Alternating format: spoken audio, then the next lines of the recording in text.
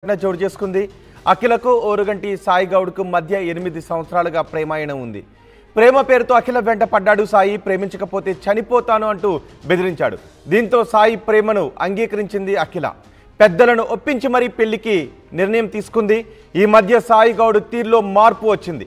అఖిలను మానసికంగా సాయి గౌడ్ వేధించడం మొదలుపెట్టాడు అని తెలుస్తోంది. కోపంతో రోడ్డుపైనే పలుసార్లు కొట్టాడు అని చెప్తున్నారు కుటుంబ సభ్యులు. సాయి కొడుతున్నాడు అని అమ్మా నాన్నలకు చెప్పింది అఖిల. వేధింపులు భరించలేక తీవ్ర మనస్తాపం చెందింది. పెళ్లి విషయంలో సాయి ముఖం చాటేశాడు. దీంతో అఖిల ఆత్మహత్యకు పాల్పడింది. అమ్మా నాన్న, మీరు చెప్పిన మాటలను నేను వినలేదు. నా కోసం మీరు అతన్ని ఒప్పుకున్నారు, కానీ అతను పెట్టే టార్చర్ భరించలేకపోతున్నాను. ఐ లవ్ యూ అమ్మా నాన్న అంటూ అఖిల సూసైడ్ లెటర్ రాసి ఆత్మహత్యకు పాల్పడింది. దీనిపై మరింత సమాచారం మా ప్రతినిధి పెట్రిషా అందిస్తారు. పెట్రిషా, ఆమె సూసైడ్ లెటర్ రాసి మరి ఆత్మహత్యకు పాల్పడింది అఖిల. దీనిపై పోలీసులు ఎటువంటి కేసులు నమోదు చేశారు? అఖిల కుటుంబ సభ్యులు ఏమంటున్నారు? అసలు సాయి ఎక్కడున్నాడు ప్రస్తుతం? ప్రియురి టార్చర్ భరించలేక యువతి ఆత్మహత్య చేసుకోవడం జరిగింది. ప్రస్తుతం మనం జీడిబెట్ల ఎన్ఎల్బి నగర్లో అయితే ఉన్నాము. అఖిలకి మరియు సాయి గౌడ్కి కూడా సుమారుగా 8 ఏళ్ల నుంచి లవ్ స్టోరీ అనేది నడిచిందని కూడా పూర్తిగా తెలుస్తుంది. నన్ను ప్రేమించాలి అని చెప్పి వేధింపులకి గురి చేశారు. చాలాసార్లు బ్లాక్మెయిల్ చేయడం కూడా జరిగిన తర్వాత బ్లాక్మెయిల్ చేసిన తర్వాత కూడా అతను చాలాసార్లు నన్ను ప్రేమించాలి అంటే ఫోర్స్ చేయడం జరిగింది. దానివల్ల తను అఖిల ఆ ప్రేమని ఒప్పుకోవడం జరిగింది. ఒప్పుకున్న తర్వాత కూడా కుటుంబ సభ్యులకి అంగీకారం కోసం చాలాసార్లు బతిమలాడింది. దాని తర్వాత పెద్దల సమక్షంలో అందరితో మాట్లాడి పెళ్లికి ఒప్పించుకునే ప్రయత్నం చేశారు. ఇవన్నీ అయిన తర్వాత కూడా ఎవరైతే అఖిల్ గౌడ్ ఉన్నాడో, సాయి అఖిల్ గౌడ్, అతన్ని మార్పులో బిహేవియర్లో చాలా మటుకు చేంజెస్ వచ్చాయి. నన్ను చాలా వేధింపులకి గురి చేస్తున్నాడు. రోడ్డు మీద పలుసార్లు నన్ను కొట్టడం జరిగింది, దుర్భాషలు ఆడడం జరిగింది. దీనివల్ల చాలాసార్లు నేను మానసికంగా చాలా కృంగిపోయాను, వేధింపులకి గురి అయ్యానని అఖిల చెప్పడం జరిగింది. ఇంటి కుటుంబ సభ్యులకు కూడా చాలాసార్లు చెప్పింది. అయినప్పటికీ కూడా తను ఈరోజు డెసిషన్ తీసుకోవడం జరిగింది. నేను చనిపోతున్న అమ్మా నాన్న, నేను ఈ వేధింపులకి పడలేకపోతున్నాను, పెళ్లి చేసుకోమంటే ముఖం చాటేస్తున్నాడు అంటూ లెటర్లో ఐఎమ్ సారీ అమ్మా నాన్న, ఐ లవ్ యూ అని ఒక సూసైడ్ లెటర్ రాయడం అయితే జరిగింది. ప్రస్తుతం మనం కుటుంబ సభ్యులతోనే ఉన్నాము. కుటుంబ సభ్యులు ఎంతో శోక సముద్రంలో మునిగిపోయాయని చెప్పొచ్చు. అంటే కూతుర్ని పోగొట్టుకున్న బాధలో అయితే వీళ్ళు ఉన్నారు. అసలు ఏం జరిగిందని తెలుసుకునే ప్రయత్నం కూడా చేద్దాము. నమస్తే అమ్మ, ఎప్పుడన్నా చెప్పిందా అంటే ఇట్లా నేను వేధింపులకి గురవుతున్నాను, అసలు ప్రధానంగా చనిపోవడానికి రీజన్ ఏముంది? అంతకుముందు ఇద్దరు మంచిగా ఉన్నారమ్మా. 6 నెలల నుంచి కట్నం ఎక్కువ వచ్చి అమ్మాయిని చూసుకున్నట్టున్నాడు. నన్ను వదిలేసే అని రోడ్డు మీద ఏమో కొట్టిండంట. అవన్నీ కొంచెము కొన్ని చెప్పింది నాకు, కొన్ని చెప్పలేదమ్మా. నాకు కూడా ఆరోగ్యం మంచిగా ఉండదు, వాళ్ళ డాడీకి కూడా మంచిగా ఉండదు. తమ్ముడేమో చిన్నోడు, వాడికి ఏం తెలియదు. అంతేనమ్మా. అంటే ఈ అఖిల్ గౌడ్ అన్న వ్యక్తి ఏం చేస్తుంటాడు? అంటే ఏం చేయడమ్మా, రాజకీయాలలో అటు ఇటు తిరుగుతాడు, పని పాట ఏమో. చదువు కూడా చాలా తక్కువ అమ్మ. మా బిడ్డ అయితే డిగ్రీస్ చదివేసింది, ఇప్పుడు ఎంఏకి ప్రిపరేషన్ అవుతుంది. ఇప్పుడు చదువుకుంటానని ఎగ్జామ్ రాస్తాను అనుకుంది. అతనైతే 7, 8 చదివిండు అంతే, అంతకంటే ఎక్కువ ఏం చదవలేదు. మీ పాప జాబ్ చేస్తుందా?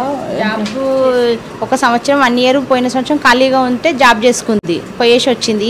ఈ సంవత్సరం ఏమో ఎంఏ చేస్తా అని ఎగ్జామ్ రాస్తా అని, ఇప్పుడు ఫస్ట్ తర్వాత ఎగ్జామ్ ఉందని ఎంఏ చదువుతాని ఎగ్జామ్ రాస్తా అని చదువుకుంటుంది సార్. ఇప్పుడు మళ్ళీ మేడం వాళ్ళకి మీకు ప్రేమ అని తెలిసినప్పుడు 8 ఏళ్ల నుంచి అని సమాచారం వస్తుంది.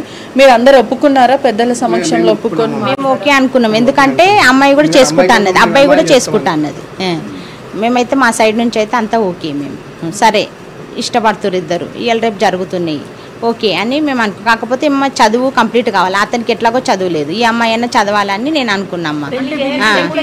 ఎంత ఏజ్ ఉంటుంది సుమారుగా వీళ్ళిద్దరు? పాపదేమో 22, ఆ బాబుది 26, 27 సంవత్సరాలు ఉంటుంది అంతే.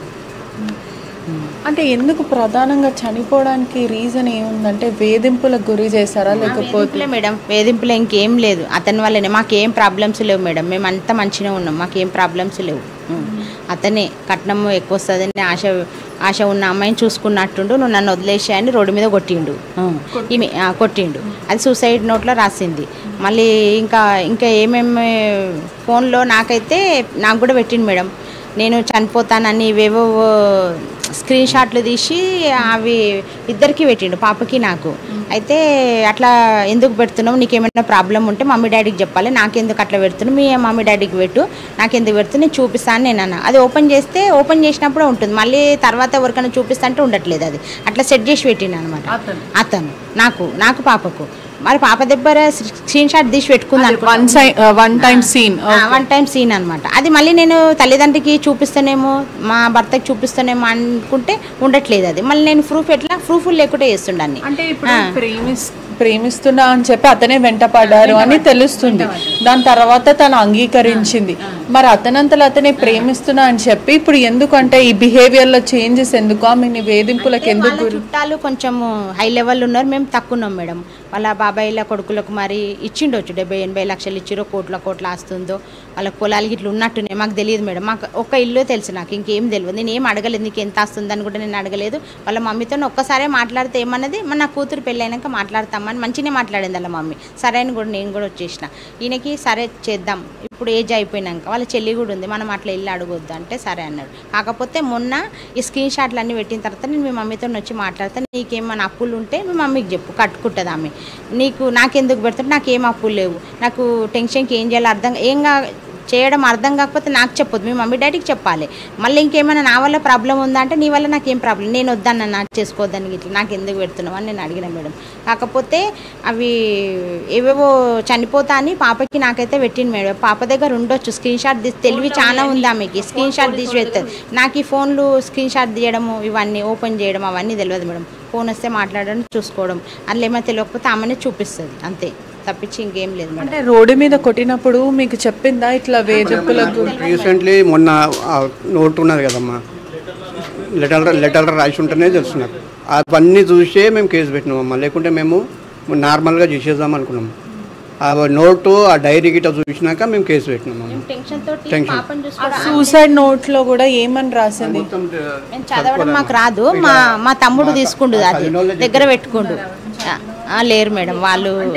మీకున్న సమాచారం చెప్తారు కదా, ఇది రాసింది పలానా, ఏమని అంటారు అంటే ఇట్లా తమ్ముడు కట్నము 70 లక్షలు ఇచ్చే అమ్మాయిని పెళ్లి చేసుకుంటా అని రోడ్డు మీదకి పిలిచిండంటే. అసలు అయితే ఎక్కడికి వెళ్ళదు మేడం ఆమె, ఎక్కడికన్నా వెళ్తే బట్టలకి నేనే తీసుకొస్తా. కాకపోతే ఫ్రెండ్ ఇంటికి వెళ్తానని ఇట్లా వెళ్ళిండొచ్చు, వెళ్తే అతని దగ్గరికి పోయినట్టుంది, పిలిచి మరీ కొట్టిండంట, లెటర్లో రాసింది. వద్దనుకొని కొట్టిండో మరి ఎట్లా కొట్టిండో తెలియదు మేడం. మరి మీ పాప ఎప్పుడు చెప్పలేదా ఇట్లా సూసైడ్ చేసుకోక ముందు కూడా? ఆ రోజు రాత్రి కానీ సూసైడ్ ఎప్పుడు చేసుకుంది, ఏమన్నా చెప్పే ప్రయత్నం చేసిందా? బిహేవియర్ అట్లా ఉన్నామన్నది నేను అడిగిన, మొన్న సాయంత్రం జరిగింది మేడం. నేను అడిగిన ఆ రోజు, అంతకుముందు 2 రోజుల ముందు కూడా, అమ్మ మీరు ఎట్లుంటున్నారంటే మేము మంచిగానే ఉన్నాం మమ్మీ, నీకేం ప్రాబ్లం లేదు, మంచిగానే చూసుకుంటున్నాము, ఇద్దరం మాట్లాడుకుంటున్నాము, 1 year ఆగమన్నాడు కదా, ఆగుదాము, నువ్వు కూడా ఇప్పుడు పెళ్లి చేయవు కదా, 2 సంవత్సరాలు చదువుకుంటా MA చేస్తా అని చెప్పింది మేడం. సరే అని తండ్రి కూడా ఒప్పుకున్నాడు, ఓకే అన్నాం మేడం. మేము మా పాపకి సంవత్సరానికి 1 లక్ష రూపాయలు కట్టి చదివించినాం. మేము చదువుకోలేము ఇద్దరు, మాలాగా మా పాప కావద్దని మేము అట్లా ఆలోచించి, ఆటో కూడా ఇంటి ముందుకు వస్తుంది మేడం, ఇంటి ముందుకు వచ్చి తీసుకెళ్తుండే స్కూల్కి, ఎక్కడికి బయటికి వెళ్ళే ఛాన్సెస్ కూడా లేవు. కాకపోతే మరి ఎటు కలిసిరో ఎప్పుడు మాట్లాడుతూ ఇద్దరికి ఎలా పరిచయం ఏర్పడింది? దగ్గరనే కదా మేడం, మా బస్సులోనే ఉంటాడు కదా, కాబట్టి ఇంకా బతుకమ్మ పండుగలకు అక్కడిక్కడ మేము వెళ్తుంటాం. అన్న అని మాట్లాడుతుంది, వేరే అందరితో మాట్లాడుతుంది, అట్లా మనం తప్పుగా చేసుకోవద్దు కదా. కాకపోతే ఈ అమ్మాయి వేరేళ్ళతో మాట్లాడితే అనుమానించేటోడంట. అంటే మీకు ఎప్పుడు అనుమానం రాలేదా, అంటే పాప ఇట్లా కొంచెం డిప్రెషన్లో ఉంది అని అట్లా ఎప్పుడు తెలియలేదా? చాలా ఫ్రీగా ఉంటుంది, గొడవ పడుతుంది మా మీద, మళ్ళీ ఎంబడే కలుస్తుంది, అవన్నీ మనసులో పెట్టుకునేవి ఏమి లేవు. ఇదొక్కటే ఈ నోటు రాసిందికే నాకు అప్పటి నుంచి చాలా ఇది ఉన్నది మేడం. ఆ 2 డైరీలలో రాసి పెట్టింది.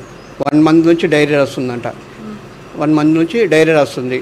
ఈ సొసైటీ నోట్ ఉన్నది అని మా తమ్ముళ్ళు దొలాడితే దొరికితే అప్పుడు కేసు ఫైల్ చేయించు. ఈ సూసైడ్ నోట్లో కూడా కొంచెం మీకు తెలియదు అని చెప్తున్నారు, ఆ డైరీ చదివే ప్రయత్నం చేశారా? ఇప్పుడు డైరీ మా డైరీ ఉందని కూడా మేము చూసుకోవాలి, మా టెన్షన్, మా పాప బతుకుతుందేమో, అంబులెన్స్కి అని నేను పిచ్చి అమ్మలా బయటకు పోయి మగపిల్లల్ని అడుగుతున్నాను, అంబులెన్స్ ఫోన్ చేయండి నాన్న. డైరీ ప్రస్తుతం మీ దగ్గర ఉందా? పోలీస్ స్టేషన్లో మా తమ్ముడు ఒక అబ్బాయి వచ్చి తీసుకొని దగ్గర పెట్టుకుండు, అది ఇట్లా ఉందని ఆయన తర్వాత పోలీస్ కంప్లైంట్ ఏముంది అనేది ఏమైనా చెప్పారా వేరే వాళ్ళు ఎవరైనా చెప్పారా? మాకు అందులో ఏం రాసిందో మేము తట్టుకోలేకపోతామని చేతిలో తట్టుకోలేకపోతామని మాకు చూపించలే, మాకు చదవడం రాదు. ఇక మా టెన్షన్లో మేము ఉన్నాం. అది అన్ని చెప్తే వీళ్ళు ఏమవుతారో అని కూడా చెప్పలేదు. ప్రస్తుతం మీకు ఏదైతే జరిగిందో అది ఖచ్చితంగా అన్యాయమే మీ కుటుంబానికి జరిగింది. మీరు ప్రస్తుతం ఏ విధంగా న్యాయం కోరుకుంటారు? ఏం లేదు మేడం, కఠినంగా శిక్షించాలని. ఇప్పుడు జరగక మొదలే 10 నిమిషాల మొదలు ఇటుకెళ్ళి పరారైపోయారు మొత్తం ఫ్యామిలీ. ఇప్పుడు ప్రస్తుతం వాళ్ళు ఎక్కడున్నారు అంటే పోలీసులు కూడా ఐడియా లేదు, ఇంత మటుకు అరెస్ట్ చేయలేదు. ఏమైనా చేయండి, కఠినంగా శిక్షించాలి అతను అంతే.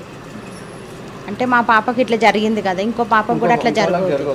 ఆడపిల్లలు కూడా తల్లిదండ్రుల మాట కూడా కొంచెం వినాలి, మగ పిల్లలు కూడా వినాలి మేడం. తల్లిదండ్రులు ఎప్పుడైనా కానీ ఆడపిల్లల్ని మంచి వాళ్ళనే చూసి ఇద్దాం అనుకుంటారు కదా మేడం. ఈ అబ్బాయి కూడా అట్లా నాకు మంచిగానే అనిపించిందని నేను అనుకున్నాను మేడం. నమ్మినా మేడం, మేము మొత్తం నమ్మించిన్నాను. కాకపోతే 6 నెలల నుంచి టార్చర్ చేస్తుందని కొంచెం నాకు తెలుసు, కానీ తండ్రికి అయితే ఏం తెలియదు మేడం. చేస్తే నేను వెళ్ళి అడిగితే నేను అట్లా ఏం చేస్తలేను, కొంచెం టెన్షన్ తోటి నాకు అట్లయితుంది ఇట్లయితుంది అని అట్లా చెప్పింది మేడం. నేను కూడా నీ కొడుకులాగానే అంటే సరే అని నేను ఒప్పుకున్నాను మేడం. 1 ఇయర్ తర్వాత పెళ్లి చేసుకుంటాను నాతో చెప్పింది మేడం. మళ్ళీ 70 లక్షల మ్యాటర్ మధ్యలో వచ్చింది మేడం. అది దాని గురించి జనరల్లీ ప్రేమ పెళ్లిలో ఈ కట్నం ఇవన్నీ ఉండవు. అమ్మాయి ఉంటే చాలా, అబ్బాయి ఉంటే చాలా అనుకుంటారు. అయినా కూడా మీరు ఇస్తాన్నారు మీ సోమతకి. నా సోమత తగ్గట్టు నేను ఇచ్చి మంచి పెళ్లి చేస్తాను మేడం. లేదు అంటే నీకు ఇష్టం ఉంటే తీసుకొని పెళ్లి చేసుకుంటే అట్లా చేసుకోని అన్నాడు. నేను అట్లా కూడా అడిగిన మేడం. తీసుకొని పెళ్లి కాకముందే కట్నానికి వేధింపులు మేడం. కుట్టడం కారణం ఏముంది? పాపని బయటికి పిలిచి కొట్టడము చాలా తప్పు కదా. వాడు చేసుకున్న మొగడు కాదు, వాడు ఎవడు కొట్టని. ఇప్పుడు బయటికి పిలిచి కొట్టిండంటే పాపని లోపల వాడు ఎంత టార్చర్ చేసిండొచ్చు. జనరల్లీ కన్న తల్లిదండ్రులే పిల్లల మీద చెయ్యి. మా 7 సంవత్సరాలకు పుట్టిండండి ఆ పాప. పెళ్ళైనాక 7 సంవత్సరాలకు పుట్టింది. ఎంత బంగారం వల్ల పెంచుకున్నారు వాళ్ళు. అటువంటి వాడిని అది వాడు రోడ్డు మీద పిలిచి కొట్టిండు పాపని అంటే కారణం ఏంది? వానికి ఎంత ధైర్యం కావాలా కొట్టడానికి? కాకపోతే వాడు కూడా బతకొద్దు. మా పాపని ఎట్లా అయిందో వాడు కూడా అట్లా కావాలి. ప్రేమ ఉంటే అట్లనే చేసేటోడు మేడం. నిజ ప్రేమ అయితే అట్లనే చేస్తుండే చూస్తుండే. అంటే చూడ్డానికన్నా వచ్చాడా చనిపోయిన తర్వాత? నేను వాళ్ళ ఫ్రెండ్స్కి చెప్పిన వచ్చి చూసుకోమని ఆఖరి చూపు. నేను ఏమన్నా అంటేనేమో భయపడి రావట్లేదేమో, వచ్చి చూసుకోమని నేను అన్నాను అని చెప్పి నన్ను నమ్మించిండు మేడం నా కొడుకు. అంటే మీరు ఏమన్నాను నేను, ఆయన ఆఖరి చూపు చూసుకో అని కూడా అన్నారు. అంత ఇష్టం కదా, పేరు రాపించుకున్నావు. ఇక్కడ కూడా ఉన్నది మేడం, ఇప్పటికి టాటూ ఉన్నాయి 2. ఇక్కడ ఉంది, ఛాతి మీద ఉంది. నేను చూసిన మేడం, మొన్న కూడా చూసిన నేను. టాటూ ఉంది. నీకు అంత ప్రేమ ఉన్నాడు ఫ్రెండ్స్కి చెప్పిన వచ్చి చూసుకోమని. నా ఆఖరి చూపు కదా, నేను ఏమన్నా అంటే భయానికి వస్తలేము, చూసుకోమని చెప్పండి అని కూడా చెప్పిన నేను. ఇంత ప్రేమించిన తర్వాత టార్చర్ వల్లనే చనిపోయింది మొత్తం మీద. కంప్లీట్ టార్చర్ వల్లనే చనిపోయింది మేడం.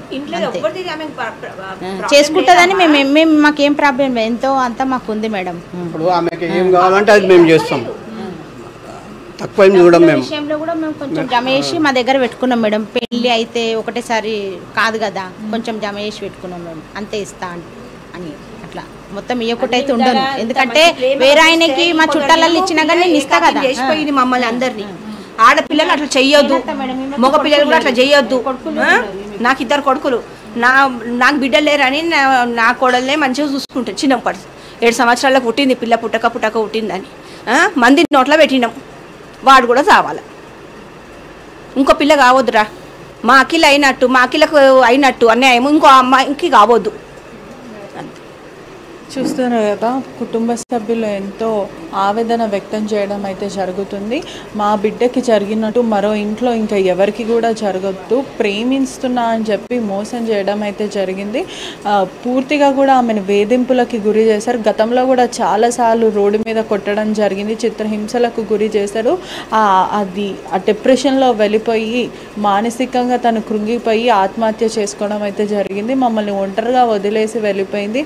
ఎంతో గానంగా ఆమెను ముద్దుగా పెంచుకున్నామని కుటుంబ సభ్యులు చెప్పడం అయితే జరుగుతుంది. మొత్తం మీద కూడా సాయి గౌడ్కి కఠినంగా చర్యలు తీసుకోవాలి పోలీసులు. మాకు జరిగినట్టే అతనికి తీవ్రమైన చట్టాల వల్ల అతనికి సుమారుగా జైలు శిక్ష గట్టిగా వేయాలి అని చెప్పి కుటుంబ సభ్యులు అతనికి చెప్పడం అయితే జరుగుతుంది. మొత్తం మీద కూడా ఆవేదన వ్యక్తం చేస్తున్నారు. ఏదైతే మా అమ్మాయికి జరిగిందో